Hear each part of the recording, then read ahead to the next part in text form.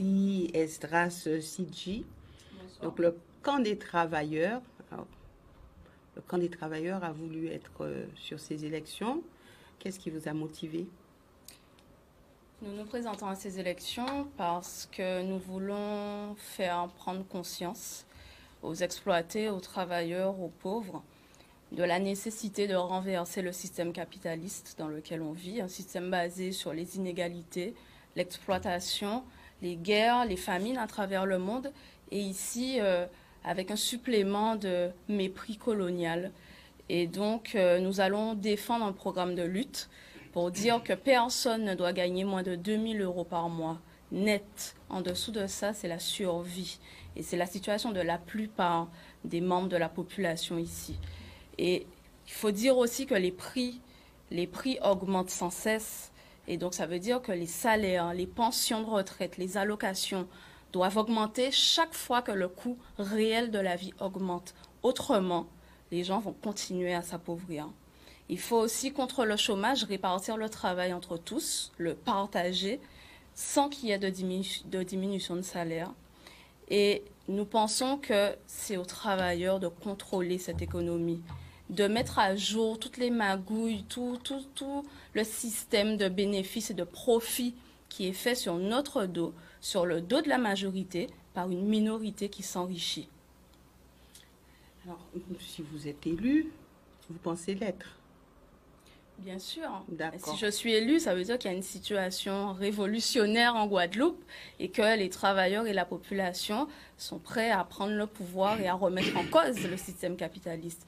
Ce sera un changement total de situation. Il y aura des comités de lutte partout, dans les entreprises, dans les quartiers. Les gens seront prêts à prendre les choses en main, à prendre leur sort en main, parce qu'il ne s'agit pas de compter sur des politiciens bourgeois pour pouvoir soi-disant nous sauver. Ça n'existe pas.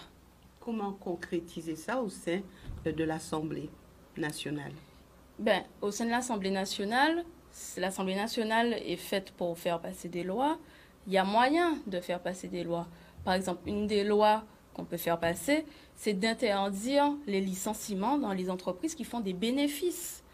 Parce qu'aujourd'hui, pour faire des bénéfices, certaines entreprises licencient des travailleurs.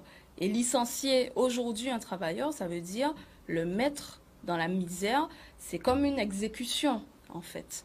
Il y a aussi la possibilité de dire qu'il faut que le salaire minimum soit de 2000 euros net par mois. Je répète, c'est une somme minimale pour pouvoir vivre aujourd'hui. Merci, Madame Esdras Sidji. Votre sentiment, en tout cas votre vision sur le rôle du député à l'Assemblée nationale. Comment pensez-vous vous positionner? En tout cas, comment pensez-vous agir? Puisque souvent, vous l'avez entendu, les députés disent nous ne sommes pas forcément entendus, nous sommes en minorité et nous n'arrivons pas forcément à nos fins. Alors, comment vous aurez la possibilité de réussir ce que d'autres n'ont pas fait? Pour commencer, je voudrais dire qu'il n'y a pas une seule Guadeloupe. La plupart des candidats parlent de défendre la Guadeloupe, les Guadeloupéens, sauver la Guadeloupe. Nous, à Combat Ouvrier, on ne défend pas la Guadeloupe, mais on défend la Guadeloupe des travailleurs, des pauvres, des chômeurs. Parce qu'on ne peut pas comparer ici les gens qui touchent des millions, qui sont des millionnaires, des multimillionnaires, et de l'autre côté, ceux qui sont au SMIC, qui sont au chômage et qui galèrent. Et donc, nous avons choisi notre camp, donc le camp des travailleurs, et c'est toujours ce camp-là que nous mettons en avant. Parce que c'est ce camp-là qui a la clé, c'est ce camp-là qui se lève le matin pour aller travailler, et c'est grâce au travail de ces milliers de travailleurs salariés et de ceux aussi qui sont privés d'emploi que la société, elle tourne. Et on veut être la voix de tous ceux qui se battent actuellement contre les suspensions des soignants, des libéraux aussi, contre les licenciements, pour des augmentations de salaire, pour la dignité en tant que personne humaine dans les entreprises et même dans les quartiers où on vit, pour avoir de l'eau potable dans les robinets, parce que c'est un scandale. Pendant des années, l'État a fermé les yeux parce qu'une multinationale, enfin la filiale d'une multinationale, s'engraissait sur le dos de la population en empochant l'argent non seulement des factures, mais aussi l'argent des subventions publiques sans réparer le réseau. Et aujourd'hui, ça donne quoi? Plus de 60% de l'eau se perd dans les canalisations avant d'arriver au robinet. Ça, c'est un scandale.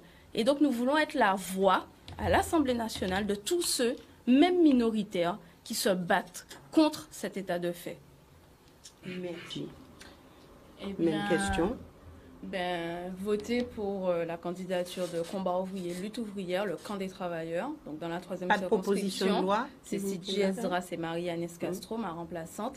Et comme je vous l'ai dit, nous défendons un programme de lutte parce que ces revendications ne seront atteintes que lorsqu'il y aura des combats collectifs et conscients pour les obtenir. 2 000 € net minimum par mois pour les salaires, les pensions de retraite et les allocations.